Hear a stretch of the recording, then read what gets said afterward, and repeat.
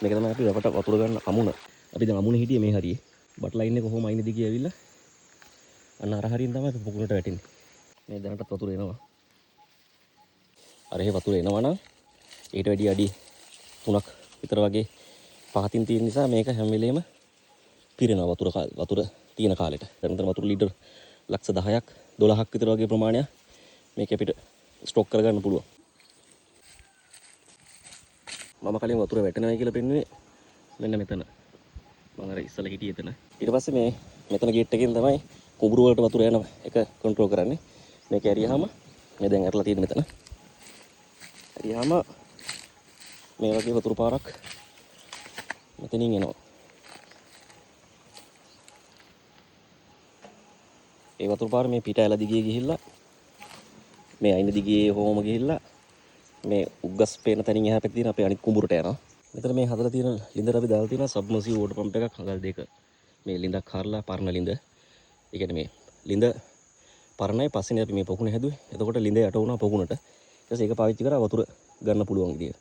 මේකෙන් මෙහෙම බට ලයින් එකක් දාලා මෙතන අපේ ගෙදර තියෙන්නේ. ගේ අයින දිගේ ගේ වටින් ගිහිල්ලා තමයි අර පැත්තට යන්නේ. මිරිස් වගාවට සහ ටනල් එකට. ඒකත් බලමු.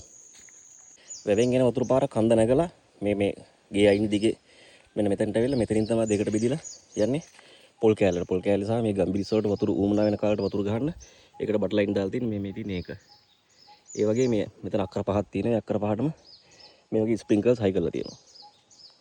මේ තියෙන අර මම පෙන්නපු කලින් පෙන්නපු ලයින් එකේ අනිත් පැත්තට එන වතුර ලයින් එක. මේක මේ දිගේ මෙහෙම එනවා. ඇවිල්ලා මෙතන මේ ටිකට දාලා තියෙනවා. මෙතන අලුතෙන් ගම්බිරිස් සිට වල තියෙනවා. ඒකට ස්ප්‍රින්කලර්ස් හයි කරලා තියෙනවා. ඒකට වතුර ගහන්න උනොත් මෙන්න මෙතන කරාමින් වහලා ඒ ටිකට ගහනවා. එතනින් උඩට අපේ ටනල් එක පැත්තට වතුර ගෙනියන්න ඕනොත් එහෙම මේ කරාම ඇරලා මෙන්න මේ ලයින් එක දිගේ මෙහෙම මේ අයින දිගේ මෙතනට වෙනකල් යනවා. ටනල් එක ගාවට එනකල්. මේ වතුර ලයින් එක මෙතන මෙන්න මේ හරියෙන් දෙකට බෙදෙනවා. බෙදිලා මෙහෙට පල්ලෙහාට ලයින් එකක් සහ ටනල් එක යටින් තව පල්ලෙහාට යනවා. ඊට පස්සේ මේ ටනල් එකට වතුර ගන්නවා. සහ මේකට හයි කරලා තියෙනවා බින්දු ජල සම්පාදන ක්‍රමයක් අපේ මේ MICH වගාවට. ඒක දාලා තින්නේ මේ යටින් එන්නේ අඟල් දෙකේ බටයක්. අඟල් දෙකේ බටේට මේ දිගටම ටනල් එක දිගේ අඟල් දෙකේ බටයක් අරන් ගිහිල්ලා අඟල් දෙකෙන් අඟලට කැඩෙනවා. අඟල් දෙකෙන් අඟලට කැඩිලා එතන යටින් ඇවිල්ලා මෙතනින් මේ අඟල් භාගේ කරාම දාලා තියෙනවා DPE පයිප් වලට ඒවට සෙට් වෙනවා. ඒවා ඔය වගාවේ කිර වලින් ඉවරයි. දැන් තියෙන අර ටනල් එක ගායි මම පෙන්නපු තැනින් පහළට එන ලයින් එක මෙහෙම මේක දිගේ අරගෙන මේ වගේ තැන් වලට ස්ප්‍රින්කලර්ස් හයි කරන තමයි හදලා තියෙන්නේ. ස්ප්‍රින්කලර්ස් හයි කරන්න හරි මෙන්න මේ වගේ කරාම තියලා තියෙනවා. හෝස් එකකින් වතුර ගන්න අපි මේ ටිකේ බටු හිටවන්න ඉන්නේ. බටු හිටවන්න හදන්නේ මේක දැන් අලුතෙන් පොල් හිටුවේ. ඒතර පොල් වගාවට සාත්තු වීමක් වෙනවා. අපි බටු වලට කුකුල් පෝර කරදහයිය දාලා හිටවනකොට නොදැනීම පොල් වලට සාත්තු වෙනවා. උරු 3ක් විතර වගේ එහෙම වගාවක් කරන්න පුළුවන්. මේ වලවල් කපලා තින්නේ ඒවට. ඊට පස්සේ එහෙම ලයින් එක ඇවිල්ලා එතනින් ඉවර වෙනවා. එතකොට මේ හරියට වතුර ගන්න එක ඉවරයි. ඊට පස්සේ ඉතින් අර කුඹුරට වතුර ගන්න හැටි මම අර කිව්වනේ. උඩ වැවගාව තියෙන කුඹුරෙන් පාත් වෙන වතුර මෙහෙට ගේනමයි කියලා. ඒ ගන්න වතුර එන්නේ මෙතනට. උඩහා තියෙන උඩ කියන්නේ උසලියදි වලට වතුර ගන්නේ එක බටයකින් උග්ගස් කෑල්ල මැද්දෙන් දාලා තියෙනවා කියලා කිව්වේ. ඒක මේ උග්ගස් කෑල්ල ඇතුලේ මෙහෙම ඇවිල්ලා මේ පාර යටින් ඇවිල්ලා මෙතනින් තමයි මතුවෙන්නේ. එතකොට මේ ලියදි ටික මේ ලියදි පේලිය සහ එතනින් පහළ ලියදි පේලිය අර පල්ලෙහා ලෙවල් එකට වඩා ගොඩක් උඩින් තියෙන අඩි 4ක් විතර වගේ. එතකොට ඒවට වතුර ගන්න මේකෙන්. මේ ලියදි වලින් යන වතුර ටික මෙහෙම පහත් වෙවි පහළට ගිහලා එතන ඉඳන් ආය මේ පැත්තට පාත් වෙගෙන ඇවිල්ලා මෙන්න මෙතන මේ ලියද්දට එනවා. මේ ලියද්ද තමයි උඩ ලියදි මාරුවේ පහතම තැන. ඊට පස්සේ එතනින් ආය පහළට ගිහිල්ලා උතනින් අර පේන ගහගාවින් අර පහළ තැන්නේ කුඹුරට වැටෙනවා. එතකොට ඒ වතුර ටික එතනින් එහා පැත්තට අපිට ගෙනියන්න පුළුවන් අර දුර පේන ටිකට. ඒ ටික තව කුඹුර හදලා නැහැ හදන්න තියෙන්නේ. ඊට පස්සේ මෙතන මේ පල්ලෙහා තියෙන තැන්නේ ලියදි ටිකට අපි වතුර ගන්නේ අර උඩ කුඹුරෙන් පාත් වෙච්ච වතුර ටික මතුවෙන්නේ අර ගේට්ටුව හරිය. ඒක දිගේ ඇවිල්ලා පාර දිගේ ඇවිල්ලා මේකට වතුවෙන්නේ. මේ අනිත් වතුර ගන්න තැන.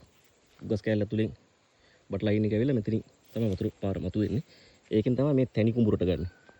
මෙතනින් දැන් මෙහෙම මේ තැන්නට මෙතනින් අපේ ගේට් එක තියෙන්නේ. මේ මෙතන ගේට් එක තවත් මායිම. ඊට පස්සේ මේ කුඹුරු වලට ලයින් දෙකෙන් එන වතුර ආය පසු කාලීනව අපිට තව කුඹුරක් වැඩ කරන්න හෝ මේ කුඹුරට වතුර මදි වුණොත් ආයෙ මෝටර් කරන්න පුළුවන් විදිහට මෙන්න මෙතන මේ ලොකු ගහක් තියෙන. ඒ ගහයට අපි කපලා තියෙනවා පොකුණක්. ඒ පොකුණට එකතු වෙනවා. ඒකත් බලමු. මෙතන තිබ්බේ පොඩි ඇලක්. ඉස්සර මෙතනින් පල්ලෙහා උඩ උග්ගස් වලට වැටෙන සහ මතු පිට වතුර ටික ඇවිල්ලා කාණු උදේ ගියවිල්ලා මෙතනින් තමයි ගියේ. ඒතර අපිට මේක කුඹුර කරගන්න බැරි හිටියා. තාත්තා මේක හැදුවා මේ යටින් අන්ඩර් ක්‍රොසින් එකක් දාලා. මේ මෙතන මේ පේන්නේ. ඔතනින් වතුර ටික වැටිලා යට ටනල් එකක් වගේ එකක් ඇතුලෙන් උඹක් වගේ එකක් අසින් මෙතනට එනවා. මෙතනින් ඇවිල්ලා අපේ වත්තෙන් පිටට ගිහලා කුඹුක් නේ සෝරි මැණික් ගඟට වැටෙනවා. මේ මෙතන තමයි අපි අර පොකුණ හදලා තියෙන්නේ.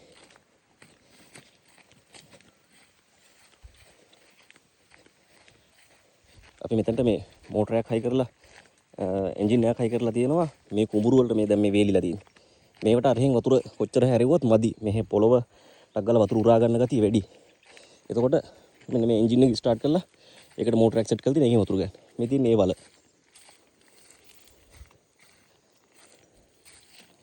මේ තියෙන මේක. මේක ගැඹුරයි අඩි 30ක් විතර ගැඹුරයි.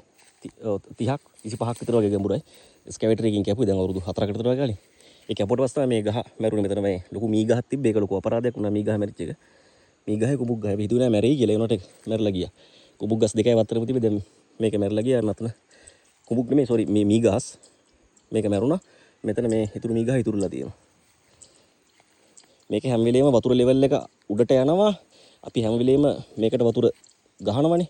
මේ පොළවේ වතුර ගතිය වැඩි වෙනකොට දැන් මෙතන මේ මේලියද්දි වතුර තියෙනවා. ඒවා උනලා තමයි මේකට එකතු වෙන්නේ. එතකොට මේක හැම වෙලේම ෆිල්ලා තියෙන මේක මාළුත් ඉන්නවා. මෙතනින් අපේ ඉඩම ඉවරයි. ඔය පේන මායිමේ. ඒකට තව අක්කර එකමාරක් දෙකකට විතර වගේ කුඹුර මේ පැත්තෙන් අපිට දිගට හදන්න පුළුවන්.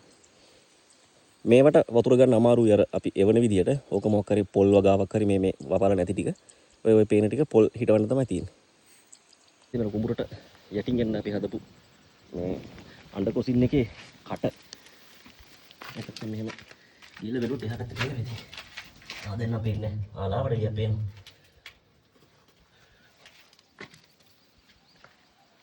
එතන තමයි වතුර පාර මතුවෙන ඉස්සෙල්ලා මං හිටපු තැන.